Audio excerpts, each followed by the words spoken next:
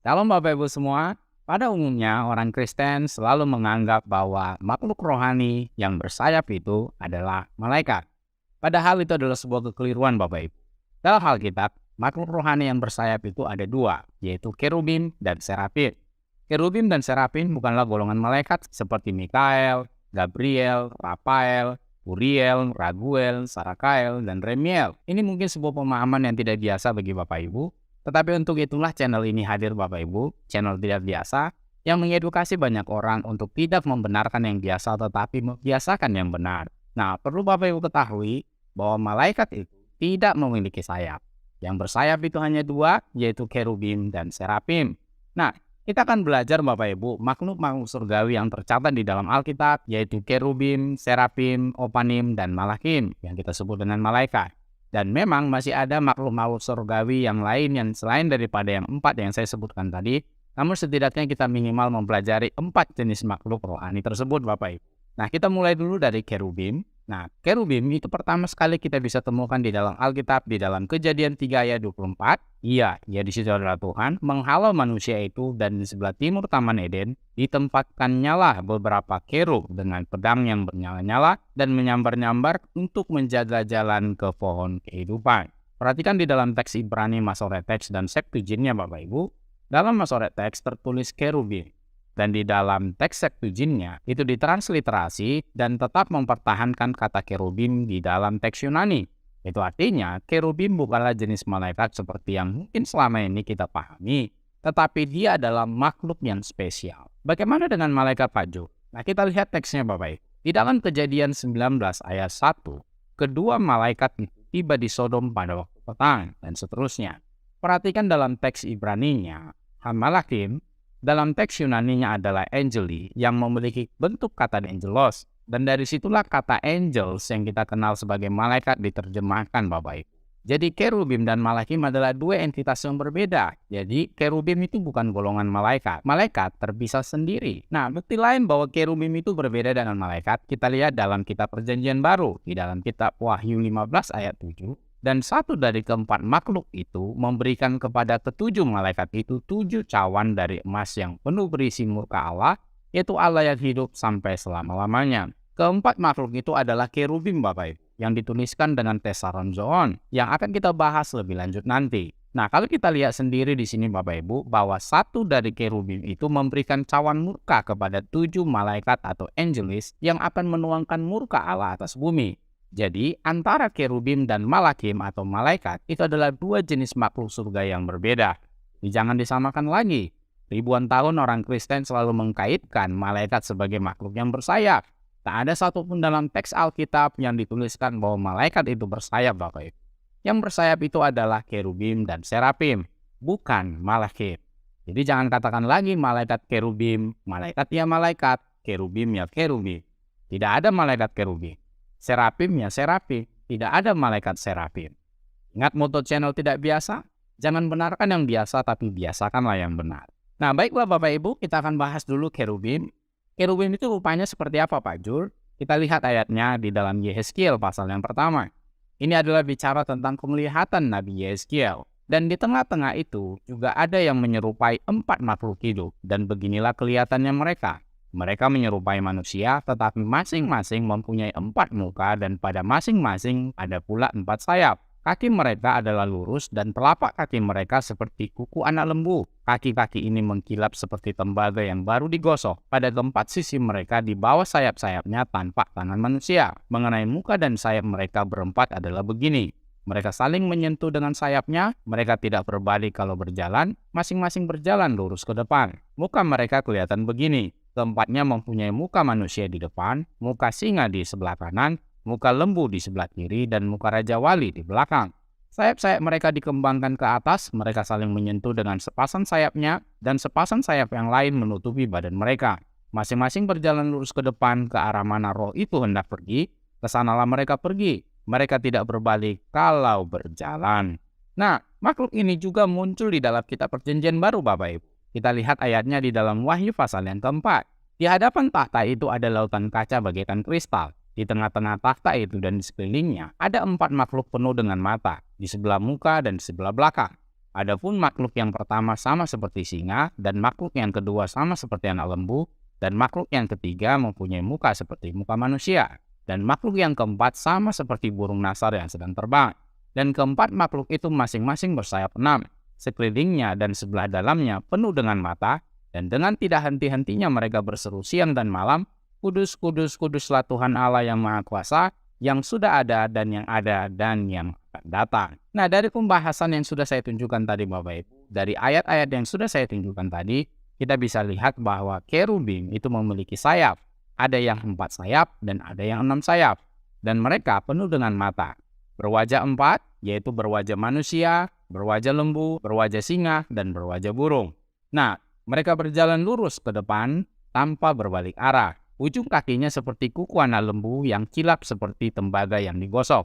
Nah, di bagian deskripsi saya cantumkan link YouTube yang bisa mewakili seperti apa kerubim itu Bapak Ibu. Silakan tonton Bapak Ibu sehingga Anda bisa mendapat gambaran yang jelas tentang kerubim. Nah, selanjutnya mungkin Bapak Ibu akan bertanya, Pak Jul, apa peranan daripada kerubim itu Pak? Nah, kita bahas satu persatu Bapak Ibu. Yang pertama, sesuai dengan yang sudah kita baca sebelumnya di dalam Kejadian 3 ayat 24, kerubim itu sebagai penjaga di Taman Eden. Dia yang menjaga pohon kehidupan.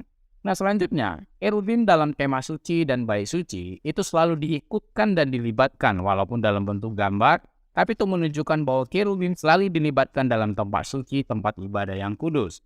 Nah, kita lihat Bapak Ibu, gambar kerubim digunakan sebagai dekorasi di dalam kemah suci dan bait suci.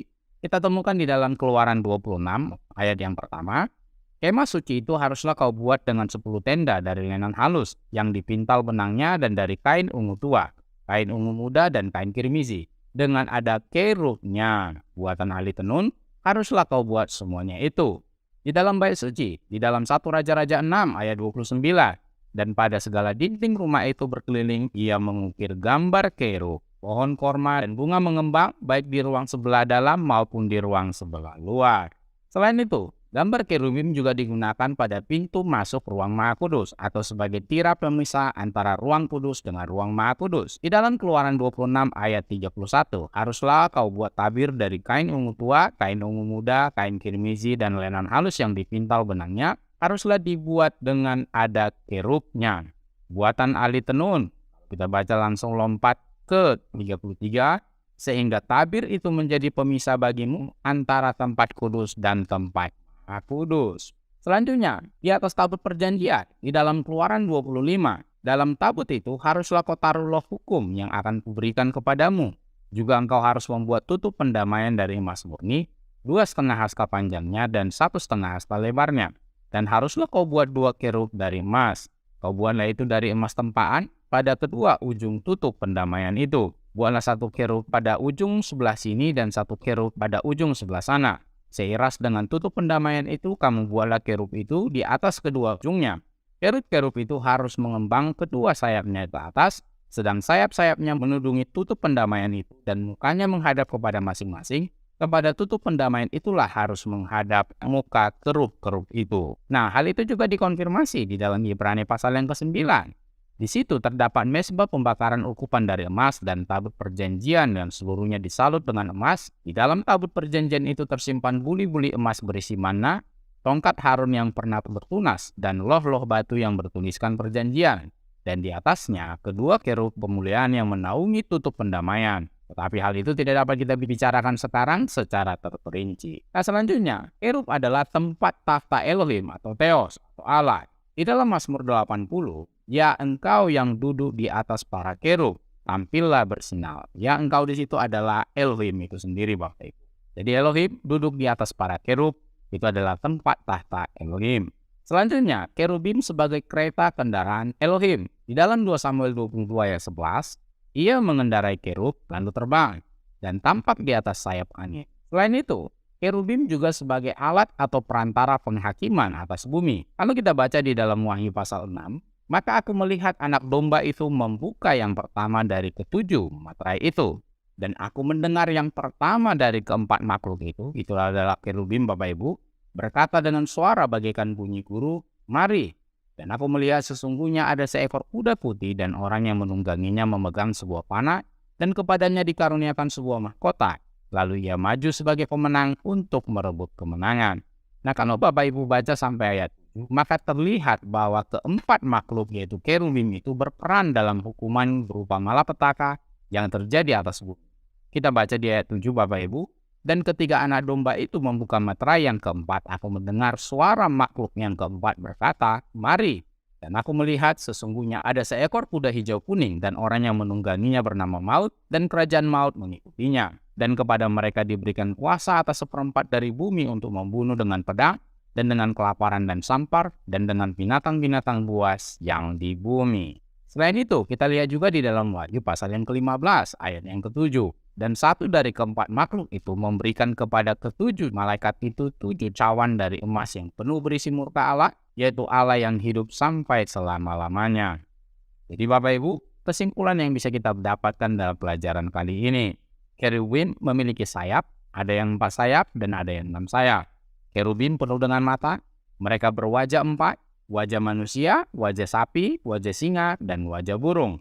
Berjalan lurus tanpa berbalik arah, kakinya seperti kuku anak lembu, kilap seperti tembaga yang digosok. Selain itu, tugas kerubim adalah penjaga di Taman Eden yang menjaga pohon kehidupan. Kerubim juga selalu dilibatkan dalam kemah suci dan bait suci yang melambangkan kehadiran Tuhan di sana. Gambar kerubim sebagai dekorasi, gambar kerubim juga dibuat di pintu masuk ke ruang Maha Kudus, dan kerubim adalah penudung tabut perjanjian. Nah, kerubim juga sebagai tempat tata Elohim. Kerubim juga sebagai kereta kendaraan Elohim. Nah, kerubim juga sebagai alat atau perantara penghakiman Allah atas bumi. Demikian yang bisa saya sampaikan Bapak Ibu. Semoga menjadi berkat dan menambah pengetahuan wawasan kita semua. Dalam video selanjutnya kita akan membahas makhluk surgawi yang kedua, yaitu serafim. Jika Anda terberkati dengan konten-konten edukasi dalam channel ini, dukung terus channel ini Bapak Ibu, supaya bisa tetap eksis dan tetap mengedukasi banyak orang. Channel tidak biasa, channel edukasi Kristen dan Murtadin bagi kemuliaan Kristus di Indonesia maupun di bangsa-bangsa. Jangan benarkan yang biasa, tapi biasakanlah yang benar. Tuhan Yesus memberkati.